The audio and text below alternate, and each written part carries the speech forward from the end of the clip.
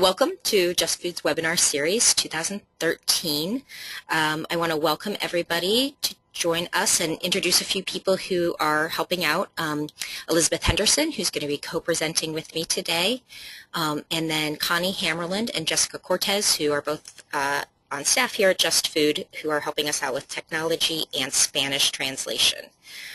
Just so people know, the Spanish version will be available as well as the English version archived on the Just Food website in the coming weeks. So we will send out emails to let people know when those are available. I also want to say thank you to the USDA's Risk Management Agency, whose funding is making this webinar series possible this year. There will also be information at the end on Just Food and NOFA New York, who are kind of co-presenting this webinar tonight. Just Food is a New York City-based nonprofit organization that works to provide support and resources to communities and farmers to make fresh local food available to New York City communities. And that includes supporting and developing CSAs here in the city. And NOFA New York is a New York State organization that's been developing their CSA network across the state for many years. They have a great list of New York State CSAs on their website that people are welcome to add their CSA to if they're not already listed. I am Paula Lukats. I'm the CSA Program Manager here at Just Food.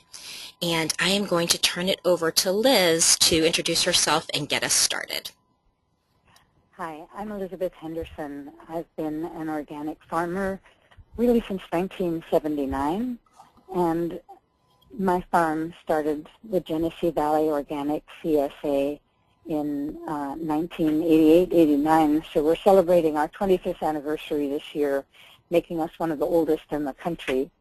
And with Robin Van In, who started the very first CSA, I wrote the book Sharing the Harvest, A Citizen's Guide to Community-Supported Agriculture.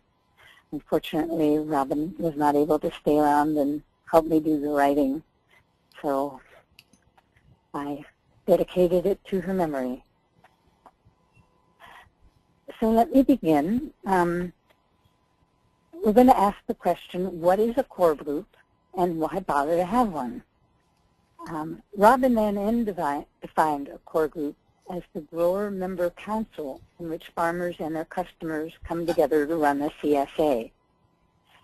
For 25 to 27% of the CSAs who respond to various surveys that have been done around the country, there are CSAs. There are core groups. And the core group for DCSAs is a group of members who take a direct part in running the CSA or act as an advisory group to help the farmers, a sounding board. The very first CSAs in the United States were group projects. Robin Van In started with a whole group of people, many of them committed followers of Rudolf Steiner and anthroposophy. And together they hashed out the name, Community-Supported Agriculture. They wanted a model that would be an antidote to industrial agriculture, and they designed how the first project would work. For my CSA, which started as the Genesee Valley Organic CSA, and now we're calling it Piecework Organic CSA, the core group has been essential in getting us started and in keeping the CSA going for 25 years. And Connie, where are the photos that I wanted to show? I want to show some pictures. Do I just click? No? Well, for Piecework Farm, the core group has been essential in getting us started and in keeping the CSA going for 25 years. And I'm going to flash through some pictures of our farm and the CSA members while I talk to you. Neither I nor the people who have been active members of our core were anthroposophists. Our background is in the anti-war and cooperative movements, very similar, as I've learned to my surprise, to the people who started Keikei in Japan. Next slide. Most of the core group have been members who live in Rochester, and only a few of the rural people participated. Next slide. Piecework members either contribute to administrative tasks by serving on the core group, or they do shifts in harvesting and distribution. And this was our core group meeting with Doug Cry, who is the farmer at the land where we started up Peacework. So we started Peacework in 1988-89, and we've elaborated on our system for over 24 years and the expansion to 300 households. Next slide. The core group helped us find this new farm, and this is a meeting actually of the core group of one of our interns in Missouri. Next slide. And when I had to leave Rose Valley, and then the owner of the land died, the core group ran the Preserving Peacework campaign to raise money to buy the farm for the Genesee Land Trust, which then leased the land back to us. So this is an orientation meeting with a core member leading it. Next slide. And this past year, the core has been reorganizing to enable the farmers who have taken over from me to keep the CSA going as a member farmer cooperative. Next slide. Next. So here's Amy, my partner, telling members what they're going to do for work, and here we're working on an early spring morning. Next slide. Next.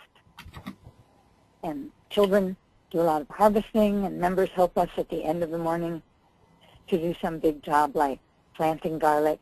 Next slide. Next. And we end the morning with a nice potluck picnic.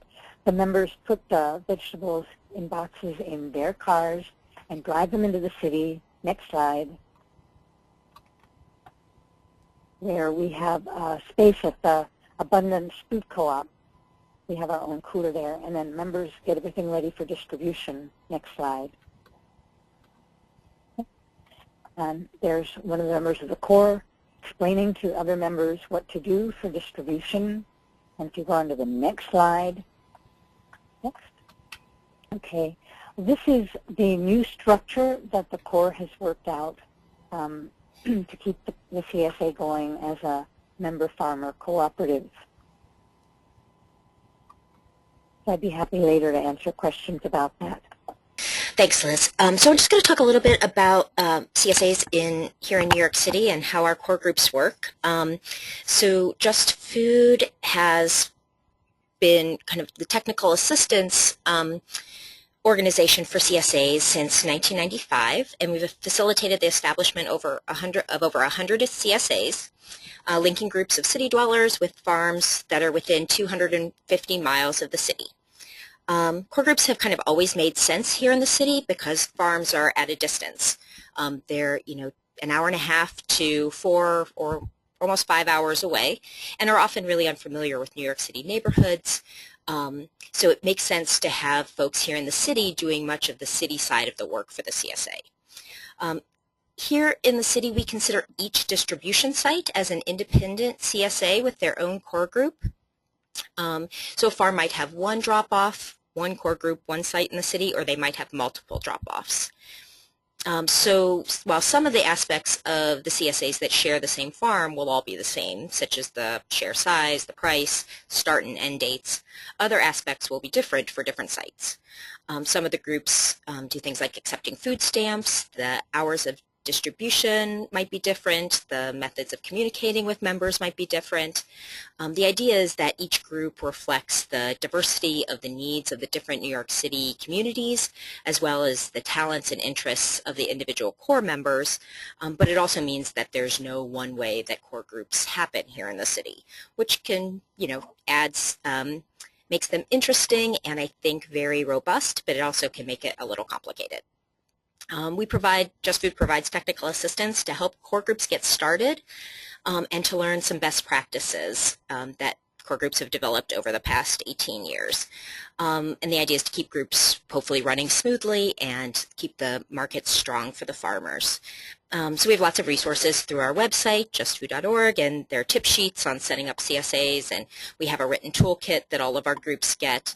And we also hold workshops on pretty much every aspect of running a CSA, including 2 workshops over the season on core group development.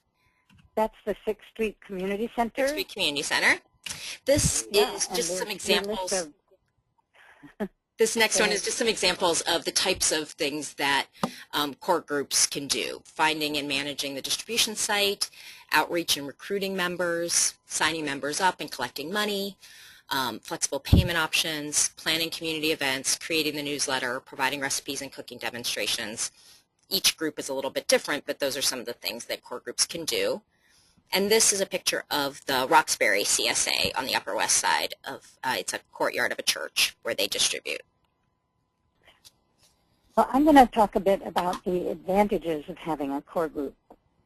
Whether we take our clues from Rudolf Steiner, Mahatma Gandhi, E.F. Schumacher, Mondragon, or Karl Marx, the complexities of moving from our present industrialized, corporate-dominated food system to an ecological civilization require the concerted effort of all of our brains, hearts, and experiences. So while members enjoy full service, farmer-initiated CSA projects that don't ask more of their members than just payments are often structurally really weak. Knowing how busy people are and fearing competition, farmers are reluctant to ask too much of their members.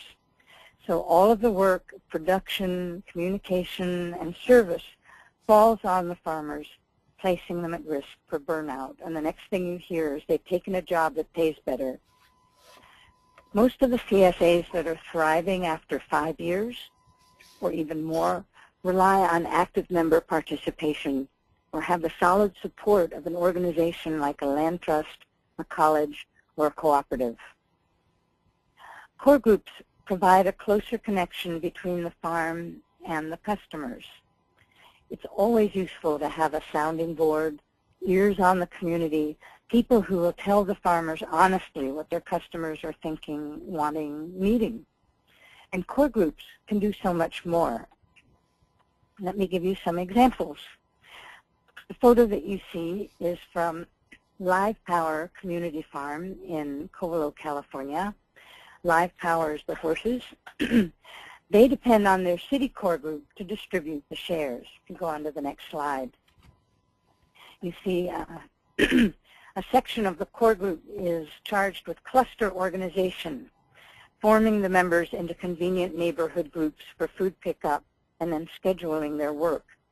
And then the core also acts as a long-range planning council and took major responsibility for raising the $90,000 to purchase the development rights to the farmland. They've done surveys of members, they've helped develop the website, and they give the farmers advice about what to grow. Another CSA that I'm sure you've all heard of is Angelic Organics, started by farmer John Peterson, who has the wonderful film, The Real Dirt on Farmer John. Well, they didn't have a core group to start with, and when they started one the second year, it blossomed into a full-scale not-for-profit headed by member Tom Spaulding. And that not-for-profit raises money to subsidize shares. It organizes visits to the farm, educational programs. It coordinates the Midwest Craft Program and participates actively in the development of community gardens and urban farms in Chicago. But there are also CSAs that have much less formal core groups. Quail Hill, which works on land that belongs to the Peconic Land Trust on Long Island, has an advisory board. I've talked to several rural farms that have clusters of close friends and relatives who give them advice, who provide moral support, and sometimes they also give financial support or help out on the farm. So, next slide. Paula, you're going to talk about how to get started. I am. Thanks, Liz. So, traditionally, New York City CSAs have started when a community expresses interest in having a CSA in their neighborhood and brings that to the Just Food. And we also have farmers that have expressed interest in working with communities in the city, and then Just Food kind of matches them up. So some of the decisions for that matching are just logistics. day location. We're not going to ask an upstate farmer to drive, to the far reaches of Brooklyn, or a Long Island farmer to drive to the Bronx. And then some of what makes a good fit is less concrete, more interests, personality of the farm and the group, flexibility on the farm and the group's part, share type, all of those kind of things that go into that decision.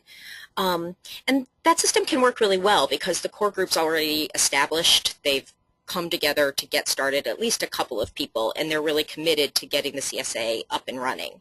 It can have some downsides in that the core group kind of is a separate entity from the beginning. So kind of making sure that the core group and the farm are working really closely can take some work. When a person comes to us interested in starting a CSA, I encourage them to find at least one other person to help them get going, preferably two. It's just not really a one-person job, but it's definitely worked, when one person, but it's just a little bit harder. And then we try to get the group and the farm introduced to each other as quickly as possible so that I can kind of step out of the relationship and just be a support, and the group and the farmer can really work to develop the CSA together. As the CSA gets up and running, often more people will join onto the core group as they join into the CSA, and the core group can grow. The average core group has about 7 members. That's about the average size of each core group here in the city. Core group members can hold a lot of different roles. We talked about some of the tasks that they can do, and in a little bit we'll talk about some of the specific roles that people can hold on the core group. But I wanted to share this graphic that you see on the screen as just a way of thinking about the overall structure of a CSA core group. And so this was actually created by a core group member many years ago, and she envisioned it as, a couple of people that she called the hardcore. And those are folks who kind of do the most work. They're kind of working throughout the whole season. They're really in close communication with the farmer and committing a greater amount of work. The core group, then that second ring, the 5 to 10 people, are folks who work pretty consistently throughout the season and kind of develop, and those two rings kind of make up the key of the core group and get most of the tasks done. And then you have that larger ring, which can be special projects. So maybe somebody organizes a farm trip or a potluck or takes on something that's short-term, kind of project specific. And then outside of that ring, you have all the members. And here in the city, members are asked to do volunteer work during the season to make sure that the CSA can run regularly. And that's often at the distribution site, but it can also be things like contributing recipes to a newsletter or doing outreach during the off-season. There are a lot of other ways that just the general membership can be involved as well. And it really was helpful to think about these kind of 3 different levels, just to kind of think about people moving in and out of those levels, how when you're talking to people about how much of a commitment it is, that, it can vary, and there are different ways that people can be involved. So it's just kind of a good big picture structure that we can kind of think about with core groups. So recently, farmers who have previously, I was saying that usually works kind of where the core group comes together first and then they're matched with a farmer. But more recently, farmers who have either lived in the city or have friends in the city kind of do it in a more farmer-driven way, where they work with those folks to start the CSA kind of from scratch at their initiative. And this is a little bit more like the model that Liz is going to talk about in a second. Actually, there's one question from Veronica. She says, I am in an area where it's the farmers who do everything. How do you get from here to there if you are not a farmer? Well, I will talk to that point in just a minute. Yep. Great. I just wanted to add to that. Having that separate structure has other benefits. The core group of our CSA is actually legally an unincorporated association, which is separate from the farm, which is organized as an LLC. And the advantage of that is that when the core contracts with the farm to get our food and then comes out to the farm to work on the farm, it's a you-pick situation. They have contracted for all of the food and they're picking their own food. And then as workers, they are not our employees. It's also a UPIC. We have UPIC insurance that covers them, but it keeps the legal situation cleaner than if they were coming out to the farm and picking our food, which that they then took back themselves to the city. But from a farmer's perspective, if you're converting your farm from some other kind of marketing to CSA, or if you haven't had a core group before, you probably already know people whom you can ask to help you. Family members, friends, customers who've been especially supportive and loyal. And my experience is that if you ask people the right way, many people will say yes. You want to do the next slide? Paula, please. Yep. If you say to people, I'm a tired farmer and I need your help, very few people are going to have time to help you. But if you say, this is a critical moment in world history. We have to learn how to work together to create new ways to live more lightly on the planet, producing food closer to where people live, using less energy, building self-reliant and interdependent communities around the globe. Everyone has something to contribute to this really important work. Then you'll find that there are many people excited at the opportunity to work with you on your CSA. And you can take this chart. We're going to be sending you a bunch of handouts if you've taken this webinar. So you don't have to digest this whole CSA chart now or try to write it down, but it lists all of the jobs that someone has to do to make a CSA operate effectively. And a number of CSAs have taken this chart and they've gone to their members and said, look, there must be jobs that are listed here that you can do better than I can. You can appeal through your website, your Facebook page. You can hand this out as flyers at a farmer's market and ask people to help you take on some of these jobs. You can say, if we're going to make this CSA sustainable, I really need you to do something to help me make it work. And in asking, it helps to focus on particular tasks, skills that you know people have. And people are much more likely to agree to take on a job if you can provide a job description that includes how many hours it will take per week or month or season. And if you say to them, this will be for 1 year or 2 years or 3 years, but not for the rest of their lives. I'm going to go to the next slide.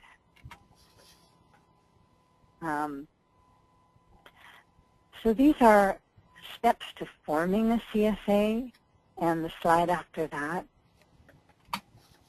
Next slide. So these are jobs, Paula, go back one.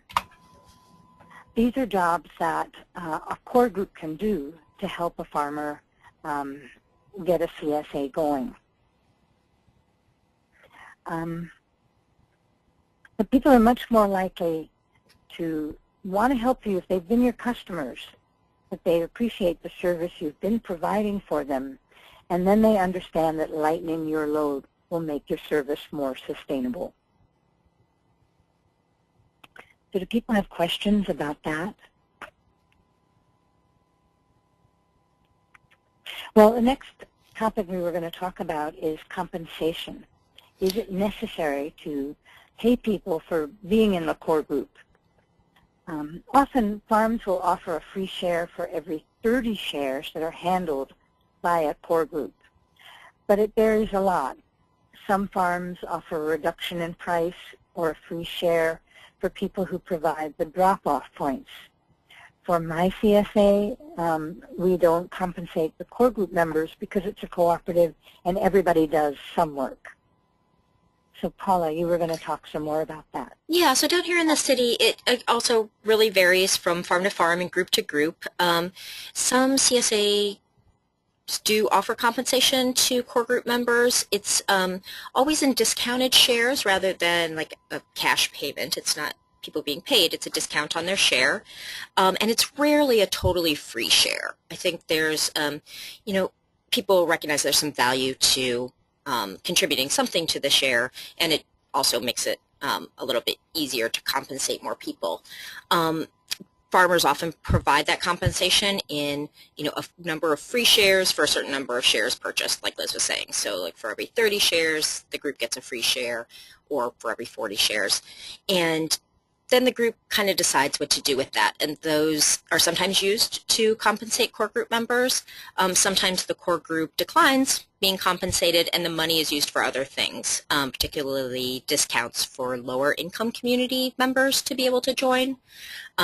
But it varies from group to group. Not every farmer can do that. It can get a little bit of expensive for a farmer that has, you know, 6 different groups in the city to be able to provide that compensation for all of their core groups. So sometimes the money comes from other means. Most of the core groups here in the city add a small administrative fee to cover some of their kind of day-to-day expenses on the city end. But after some time, sometimes there's extra of that money, and they can use those administrative fees to provide some compensation. I want to make sure before we get too far off the getting started piece that we answer Veronica's question. Liz, I'm going to take a little stab at it, and then and Veronica, you can let me know if I'm kind of getting your question right. It says, I'm in an area where it's the farmers who do everything. So it sounds like you're a member who would like to help the farmer more. And I think, you know, just offering and asking the farm how you could help, it'd be a great way to do that. I think Liz's slide as well, if you aren't already a member of a CSA. To that list of all the jobs? Yeah. Go back 2 slides. Yep. These. There we go. You know, kind of taking a... You could go the opposite way of show them, you know, all of these jobs, and you could pick out a few things that you're really good at and offer to help them with it, and I bet they would love it. Yeah, I would agree. I think we hear from farmers a lot that they don't quite know how to ask. So being offered, I think, people would usually be really pleased and thrilled. There are definitely farmers who are nervous about sharing any of the control over their farm operation. So if your farmer is a control freak like that, they might say no. But most people are more willing to accept help, and they're really grateful if you come forth and offer to do something. And if you said to a farmer, not only will I do this or that job, I'll take on, you know, working on the newsletter, or I'll do your Facebook page and send out messages about you, but I'll also find some friends amongst the other members of my CSA who will take on other jobs too. I think you would find farmers who would be very grateful for that assistance. Veronica, hopefully that answered your question. If not, feel free to type in another or a clarifying question. And I want to move on a little bit to the logistics of having a core group. And like I said, because our core groups vary so much, the logistics happen in a lot of different ways. Most groups meet in person at least periodically. A lot of groups also do a lot of their work together electronically through email. We really encourage groups to meet in person at least once in a while. And sometimes that varies with the time of the season. Sometimes people meet more often during the off season when lots of decisions are being made and things are kind of getting started for the coming year.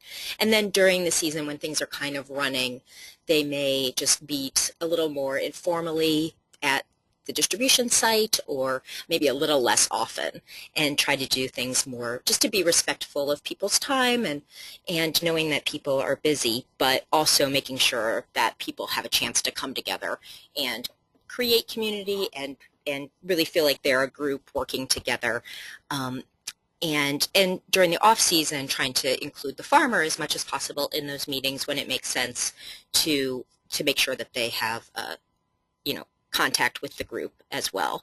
A lot of the email work is done by Google or Yahoo groups, just to make sure that everybody is kind of in the loop on what's getting talked about, and you don't have to rely on people remembering to hit reply all to make sure that nobody's getting left out of the communication loop. Although, that being said, sometimes if you think of that bullseye graphic, sometimes the folks in that hardcore might talk a little bit more frequently because they're, you know, kind of taking on a little bit more of the key roles. And there are some people in some roles who don't need to be at every meeting. So trying to be aware of when it's a really good use of people's time to be part of it, but making sure that everybody always feels welcome. Liz, do you want to talk a little bit more about running those meetings? Sure. For a group of people to work together, it does help to hold meetings in person from time to time.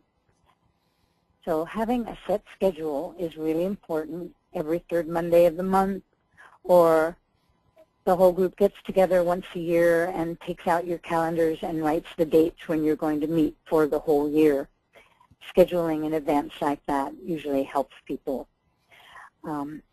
It's also good to include where you're going to meet. And if possible, meet in someone's house where you can have refreshments as a break in the middle or at the end. Doing things to make the meeting comfortable and to nurture bonding among the members is really important. When you start the meeting, you agree on how you will make decisions, by vote or by consensus.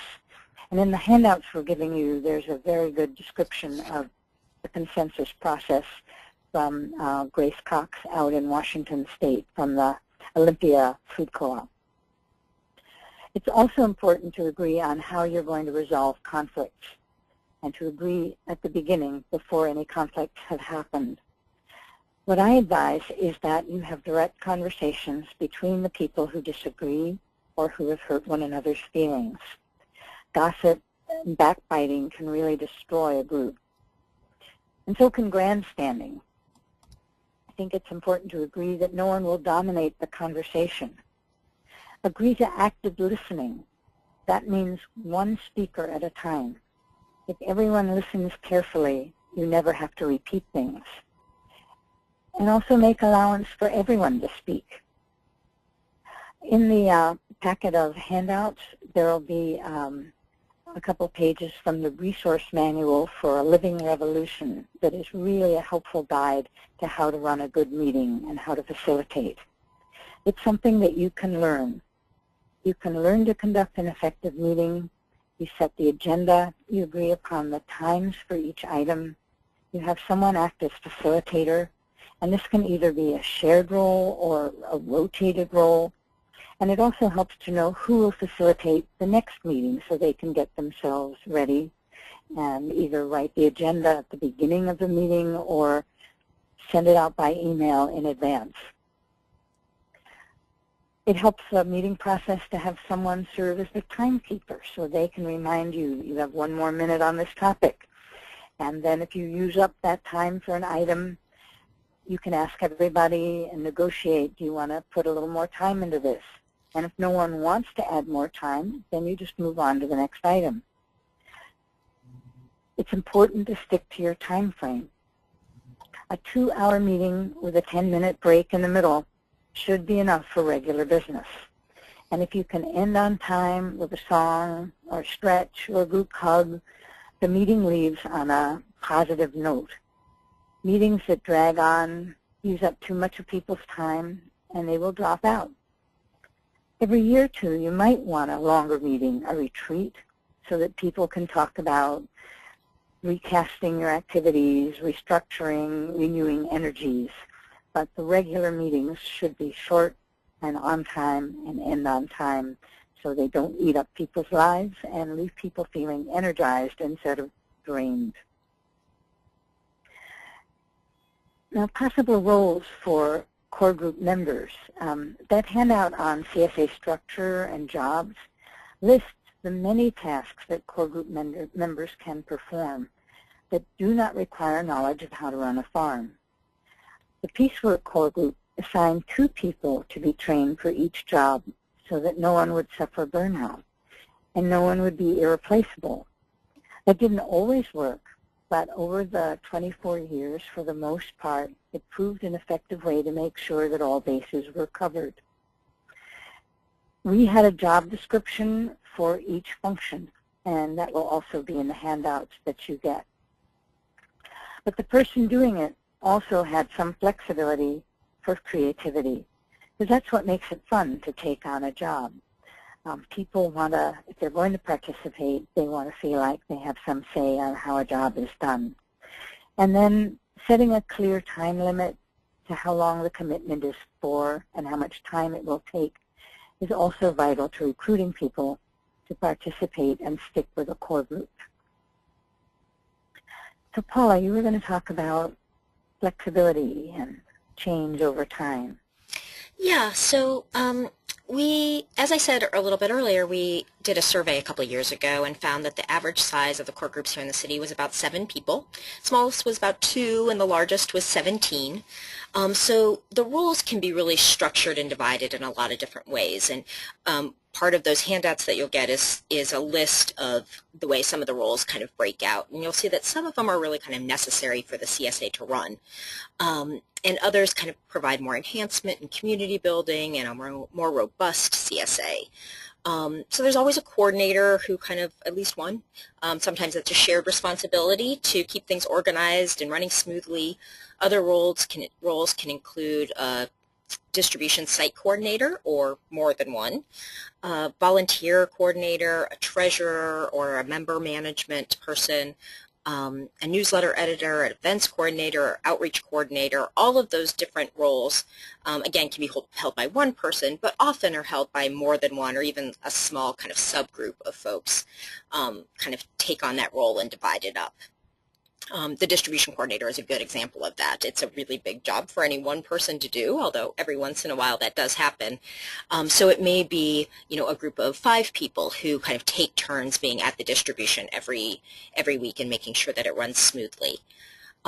Each of the roles requires different time commitment and different times of the season when they're most busy. An example would be the outreach coordinator. They're going to be really busy during the off season, but once the season starts and everybody's signed up, their role will become much less demanding. So with all of these roles and with all of this work that's being done by folks who are helping out the farm and helping to make the CSA run, a key aspect is making it sustainable over time. Liz was saying some of the things that you can do with meetings and ways of resolving conflict to help people stay engaged and be happy with being part of the core group. I'm not going to talk, we have a lot to say about that. I'm not going to talk too much about this now because we are going to be doing a second piece of this core group webinar that we'll do in the fall, where we're going to talk a lot more about sustainability and kind of CSA core groups over the long haul. But one thing you might want to think about during the season that's kind of important to think of is making sure that people know that a core group exists, making sure that the wider CSA membership really understands what the core group does, that they're volunteers, that the running of the CSA really relies on them, that they're welcome to join and be part of that and step up and do more work. And it really sets the stage, I think, for sustainability and people moving in and out of the core group over time. Ways to do that are in the newsletter or at get-togethers over the season, or on your website, making sure that the core group is acknowledged and introduced, and a lot of our groups do profiles of their core group members over the season, so people really get a feel for who they are and what they're doing and why, and that they too can be a part of it. Liz, do you want to talk a little bit about the decision-making piece? Yeah, it's really important to decide who decides what. At Peacework Organic CSA, we've always had a very clear delineation between the areas of responsibility of the farmers and the core group. The farmers are in charge of everything that pertains to growing the crops, the choice of seed, equipment, planting schedule, managing fertility, managing CSA members when they come to work on the farm. But once the food leaves the farm, the core group has an important say. how many shares, the size of the shares, the pricing formula, how distribution takes place, how the core group functions. A few CSAs in this country and also in France have had serious problems when members tried to tell the farmers what to do on the farm. That is not a good idea. Yeah, and here in the city, the concern, because we're at a distance from the farm, and a lot of folks here don't know a whole lot about farming, isn't so much about the core groups wanting to have a say in what happens on the farm, on the farming end, but because of that distance, making sure that the core group doesn't kind of forget to keep the farmer in the loop with some decisions. Kind of recognizing that the decisions they make for the CSA reflect not just on the CSA, but group, but also on the farm. So making sure that the farmers have the opportunity to have an opinion on some of the bigger decisions that get made. Some of the ones that, distribution hours or exactly how things work is less important than some of those bigger decisions. And farms vary greatly in their desire to be part of those decisions. So making sure that the farm and the core group do, like Liz said, really work ahead of time to decide who's going to make what decisions and when the farm needs to be in the loop. And I want to just say a few more words about conflict resolution. As I mentioned earlier in talking about meetings, it's really crucial to agree upon a conflict resolution process. Differences are bound to occur. We're humans, and we come from different backgrounds and different experiences of life. Basic to good conflict resolution is the agreement to open and honest communications, careful listening. You could take a course in nonviolent communication, agree to avoid gossip and talking behind people's backs, because that can really quickly destroy a group. An honest and speedy discussion of differences where everyone involved feels they have been heard and a workable solution is found can actually strengthen a community.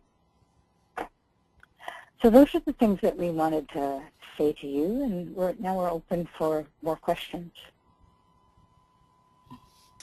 Well, thank you very much for everybody participating. I want to say thank you to Elizabeth for being part of the webinar. Like I said, this will be recorded and on, oh, yes, thank you. Recorded and archived on our website, and we'll send out a notice about that. I also want to thank Connie and Jess for doing a lot of the technical help in getting the webinar set up, and say a quick thank you again to the Risk Management Agency of the USDA for their support and funding. As Liz and I said, we're going to send out handouts to everybody electronically, so keep your eyes peeled for those. And when you leave the webinar, you'll be given a follow-up survey, so please give us some feedback. We'd love to hear what you thought. Thanks, everybody. Thanks, Paula.